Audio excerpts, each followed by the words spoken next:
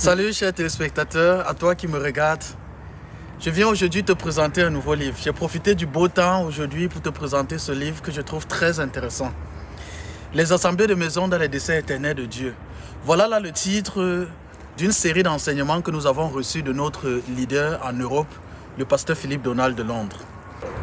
Durant cet enseignement, il nous a été recommandé de nous procurer chacun une copie du livre que je veux te présenter maintenant. Il s'agit du livre « Le berger et son troupeau ». Dans ce livre, le professeur Zacharias Tanefomon va déjà te présenter ce qu'est une assemblée de maison, un regroupement d'individus, 2, 3, 4, 5 dans une maison, sous la direction de quelqu'un qu'on appellera la berger ou pasteur. Qui est un berger? Il va décrire ici les caractéristiques d'un berger, copiant le modèle céleste du Seigneur Jésus-Christ, qui est le bon berger, le berger par excellence, celui de qui nous pouvons tous et devons tous apprendre. Il va te définir qui est un berger. Il va te définir les caractéristiques d'un berger. Qui est un berger? Est-ce que tu es un berger? Est-ce que je suis un berger? L'appel a été lancé à toi et à moi de nous procurer une copie de ce livre, de la lire. Parce que nous sommes tous, pour que le but que nous avons reçu de Dieu soit accompli, nous devons tous être des dirigeants d'assemblée de maison. Nous devons tous à un niveau être berger troupeau. Berger de 2, de 3, de 4, de 5, de 10, de 30, de 50, ainsi de suite. Mais est-ce que tu remplis les conditions? Est-ce que j'ai rempli les conditions? Tu vas le découvrir en lisant ce livre. Permets-moi de te lire quelques extraits de ce livre que j'ai trouvé assez intéressant et assez interpellant. Le premier extrait se trouve à la page 22. Un berger est le fruit d'un choix. Même s'il s'avère que tu penses ne pas être un berger, tu peux devenir un berger. Permets-moi de te lire cela rapidement. Même si tu n'es pas un berger aujourd'hui, tu peux en devenir un. Ma profonde inquiétude n'est pas pour ceux qui ne sont pas encore des bergers, mais pour ceux qui ont abandonné le pastorat parce que le prix à payer pour continuer en tant que berger était trop élevé. Je n'ai rien à offrir à de telles personnes. Une personne doit savoir si elle a un cœur de pasteur ou non. Si elle n'a pas un cœur de pasteur, elle doit le reconnaître. Je ne l'ai pas. Alors, elle peut crier à Dieu en disant « Dieu, donne-moi un cœur de pasteur ». Lorsque j'ai lu cet extrait, j'ai été interpellé. J'ai dû reconnaître à partir des caractéristiques qui ont été données du cœur de pasteur que je n'avais pas un cœur de pasteur. Alors, j'ai reçu dans mon cœur le fardeau de crier à Dieu un certain nombre de fois qu'il me donne le cœur de pasteur. J'avais prévu crier comme ça 500 fois à Dieu. Le Seigneur m'a permis d'aller au-delà, continuer à crier à lui « Oh Seigneur, donne-moi un cœur de pasteur ». Le deuxième extrait que j'aimerais te présenter, c'est vers la fin du livre, à la page 162, où intitulé « Qu'est-ce que diriger une église de maison ?» Voilà ce que l'auteur dit. Diriger une église de maison, c'est porter les gens dans l'église de maison à Dieu et faire descendre Dieu aux gens dans l'église de maison.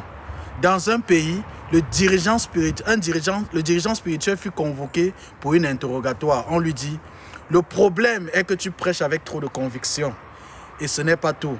Quand tu es absent, les autres prêchent avec la même conviction et appellent les gens à s'engager à mort. Le dirigeant devra agir de telle manière que lorsqu'il n'est pas là, tout aille même mieux que lorsqu'il est là. Cela montre qu'il a réussi à amener le peuple à la gloire de Dieu, à amener Dieu à son peuple et à amener son peuple à Dieu. Quelle est la tâche du pasteur ou du dirigeant? C'est, encore une fois de plus, amener ces gens à Dieu et faire descendre Dieu à ces gens de façon à ce qu'ils soient en Dieu et Dieu en eux. Dans ce livre aussi, en tant que berger, tu découvriras, parce qu'il est important de savoir quels sont les différents types de brebis, quels sont les genres de brebis que tu as dans ta bergerie. Tu découvriras quels sont les différents types de bergers. L'auteur nous présente ici les brebis fortes, les brebis faibles, les brebis malades, les brebis bien portantes. Pourquoi est-ce qu'il est important pour toi que tu saches quels sont les types de brebis que tu diriges? Tu le découvres en te procurant une copie du livre. Donc, je te recommande vivement, comme il nous a été conseillé à la dernière session de l'école de la connaissance du service de Dieu, de te procurer une copie de ce livre, Le berger et son troupeau, afin de t'armer, afin que nous nous amions pour amener à l'existence ces assemblées de maison-là, pour diriger ces assemblées de maison-là qui nous permettront d'accomplir le but de Dieu qui nous a été confié en tant que ministère. J'aimerais profiter pour te lancer une invitation à la rencontre du Sauveur, une invitation à la rencontre de l'amour de Dieu manifesté en son Fils Jésus-Christ. Parce que la Bible dit que tous ont péché et sont privés de la gloire de Dieu et le salaire du péché c'est la mort.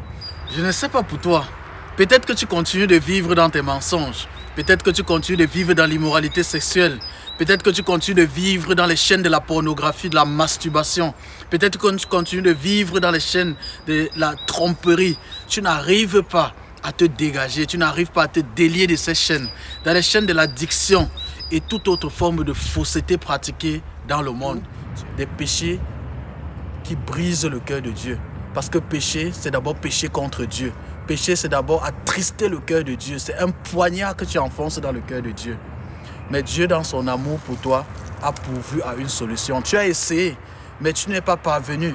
Tu es lié par les chaînes de l'addiction de la pornographie, l'addiction de la drogue, l'addiction de l'alcool.